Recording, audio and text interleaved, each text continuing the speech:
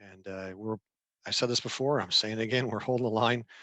Uh, the services on the base that are currently available are the ones that are going to be available for an unknown period of time. Right now, we're fortunate to have those. Yes, they are in some cases active duty service member centric, based on the conditions that are prevalent, and the fact that the Frago from U.S. Nav North still exists. It has for the better part of going on about 8 months now, prohibiting a lot of activity on the part of our active duty service members outside in the community. So at least provides an outlet for our service members to conduct quality of life activities on Navy property. And then also the Monterey County, that remains purple, which is in terms of the color coded tier system, um, is the highest. It's less restrictive than obviously the stay-at-home order that we had earlier for both the state and the county, but it's but there's still some restrictions involved in there. So you can, like anything else, you can go on a browser or a search engine, sorry, and look up Monterey County COVID, and any county really, or Monterey County Public Health. In this case, you'd go to State of California COVID tier system, and it would bring you to the site where you can get additional information. Another reminder is local commands continue to participate in the larger U.S. Navy annual continental U.S.-wide anti-terrorism force protection exercises, named Citadel Shield and Solid Curtain. If you recall, 2 weeks ago, I broached this. It's on Facebook and a number of other media out there. The Monterey Herald even picked up a story from last week regarding one of our drills. But last week was Citadel Shield. That consisted of local force protection drills and exercises on board the installation, including this one. And then Solid Curtain, that's ongoing as we speak. And then the naval support activity is at force protection condition Charlie, associated with the exercise until directed otherwise by U.S. Nav North. It just I got word earlier about 2 hours ago indicating that we are to maintain that force protection condition Charlie associated with the exercise. So ideally, we have the ability to loosen up here, as higher headquarters tells us, but as of right now, we're still maintaining that. Another area that might be on people's minds, it's not directly in my wheelhouse, but I do have, obviously it's on the forefront of my mind, and that is in terms of vaccinations. I'm not going to go a ton in detail because a lot of information is out there, but that's what I'll go into. And so the Navy Medicine Administrative Unit Officer in Charge uh, recommends seeking out all available vaccination options for those interested in volunteering to be administered with one of the two current U.S. government emergency use authorization vaccines. And for the military treatment facility, aka U.S. Army CalMed, on board the Presidio Monterey is one of the means on the peninsula for authorized patrons of the Department of Defense. The latest news from the U.S. Army CalMed is that a second delivery of Moderna vaccine is expected to arrive in the near future. The CalMed vaccine coordinator will reach out to the vaccine liaison at the naval support activity here, who will then coordinate notification to individual commands in order to notify volunteers within commands of the opportunity to register online for a vaccination appointment at the Weckerling Center on board Presidio Monterey. So that's the first means, if that's available to you when the time comes, when the call from your supervisor comes. And then the VA Palo Alto, with its Gorley Clinic located in Marina, is one means also on the peninsula for veterans. A public release communicated yesterday that the VA has the ability to administer 600 doses of Moderna vaccine by appointment at the Gorley Clinic on Saturday, February 13th, 2021. The VA Palo Alto public release states that appointments are limited to veterans in the area 75 years of age and above, and that local veterans may call the VA Palo Alto at 650-496-2535, Monday through Friday between 8 a.m. and 6 p.m. For more information and to schedule an appointment. And just overall with that, there's a VA vaccination information a website at Palo Alto VA Center. It's I'm not going to read it off. All I'll have is Tina is going to put that in the chat for those that are interested, where you can just you can go into a search engine and then put Palo Alto VA vaccines, and it did that earlier yesterday, and it popped up. So also, Monterey County Vaccination Clinic is available by appointment. That's an option for those meeting the public health phase and tier criteria, which currently includes phase 1 Bravo tier 1. And again, this is county, so I'm not as up to speed on all the particulars and everything like that. But the first step for registering for an appointment is to visit the Monterey County Public Health vaccination site. This one I'll read off, and then we'll post it in the chat too. And thank you, Tina, for posting the VA vaccination information website or portal. The Monterey County Vaccination Clinic registration site is www.mcvaccinate.com. And again, Tina will put that in the chat momentarily.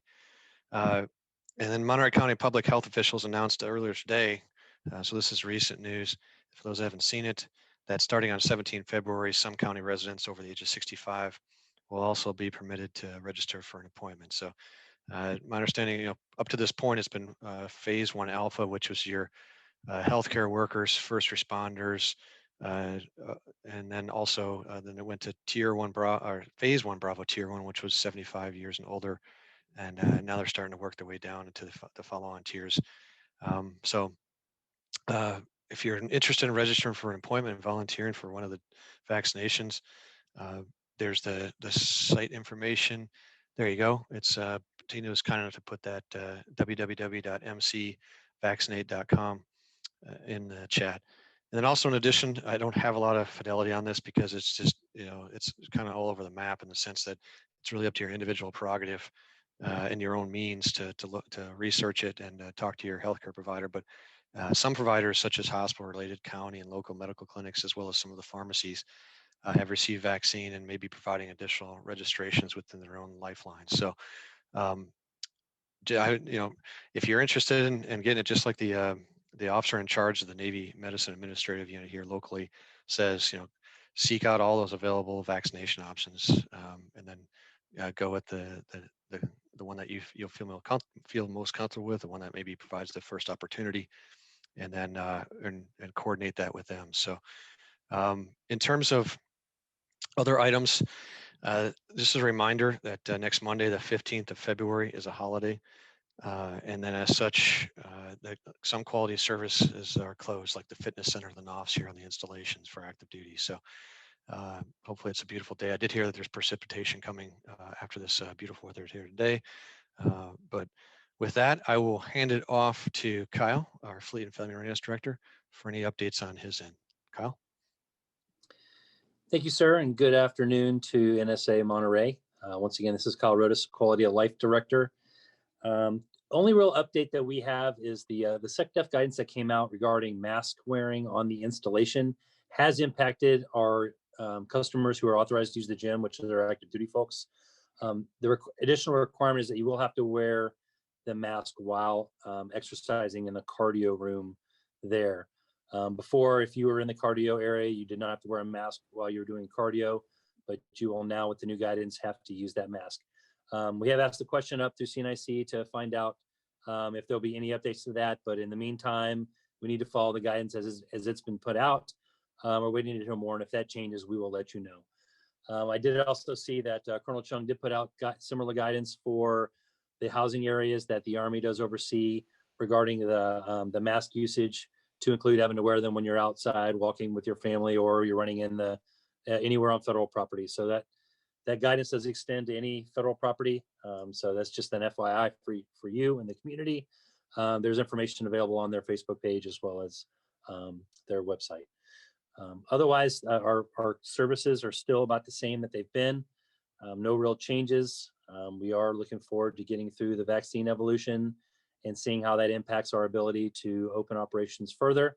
So hopefully those of you in the community that are willing to get the vaccine are able to get that soon, and we can get closer to normal reality as we move forward. But those are all the updates for the quality of life. Don't have a lot here to put out this week, but I'll shoot it back over to Skipper. Awesome, thanks, Kyle. And the chat's available for questions.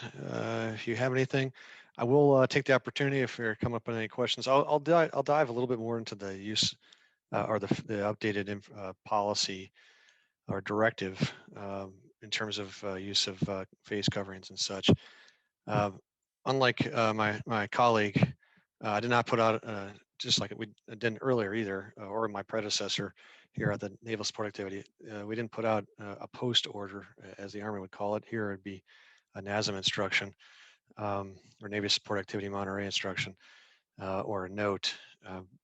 In the terms of the memo that's dated on February 4th, 2021 from the Secretary of Defense, and the subject is use of masks and other public health measures. I mean, the whole thing is it's about a page. That's 2 pages, uh, but it's clear. I mean, there's nothing from the perspective of the naval support activity. There's nothing to amplify. I mean, it's effective immediately. All individuals on military installations will wear masks in accordance with the most current CDC guidelines. Individuals must wear masks continuously while on military installations, except, and it goes into 4 exceptions. One is when an individual is alone in an office with floor to ceiling walls with a closed door, which is what I'm doing right now. For brief periods of time when eating and drinking while maintaining distance in accordance with CDC guidelines and instructions. And then when the mask is required to be lowered briefly for identification or security purposes. And the fourth is when necessary to reasonably accommodate an individual with a disability. So it goes on further, and it does talk about for the purposes of this guidance, the military installation is a base, camp, post, station, yard, center, home port facility for any ship or any other activity under jurisdiction of the Secretary of the Military or Secretary of a military department or the Secretary of Defense, including a leased facility which is located with any state. It goes on further. As Kyle says, any federal property. And then there is a blurb about uh, it talks about the authority to grant exceptions may be delegated in writing to officials at a level no lower than a general flag officer in the grade of '07. And then it goes on. It does say for installations that do not have officials at this level's '06 installation commanders. Just to be perfectly clear, this came up right away. All of my colleagues and myself asked for uh, clarification. Does that mean we have the ability to authorize grant exceptions at our level? And the answer was unequivocally no. So the authority to grant exceptions is at my immediate senior down in San Diego, Rear Admiral Boulevard. And in fact, I want to say it might even be at the next level, which would be the 3-star in the Navy Yard. So I know the garrison commander at the Presidios and the somewhat same scenario, not somewhat same, but it's a different change of command. But he has a 3-star Army general that has an installation management command, and my understanding is nothing's been delegated down, and they're not going to be any exceptions. So, as Kyle mentioned, we have asked for some exceptions, not just this installation, but right now those are not being entertained. So at least that's our understanding. So um, if there's any questions, please put those in the chat. I'll be happy to be able to address them to the best of my ability as we go forward. All right, I don't see anything yet. I did. The only chat I see is Kyle's saying that he's standing by for any questions about quality life programs. Okay. All right. Well, I'll give it a potato or two, but in the meantime, I'll say thanks again for participating, or at least dialing in as to this virtual town hall meeting. Eventually, I would imagine we're going to be able to do this in person at some point. I look forward to it. The next virtual town hall meeting is Wednesday, the 24th of February, so 2 weeks from now. And there won't be, to our knowledge, a force protection exercise going on during that. And with that, unless there's any questions that we have in the chat, which I don't see right now. Tina, am I missing anything? Are we good? I don't see any other questions, Captain. Okay. All right. Just want to make sure we don't miss somebody. Okay. All right. Well, with that, I wish all a wonderful evening and going into the weekend. Enjoy it as we continue to persevere. because we will, and we will march forward.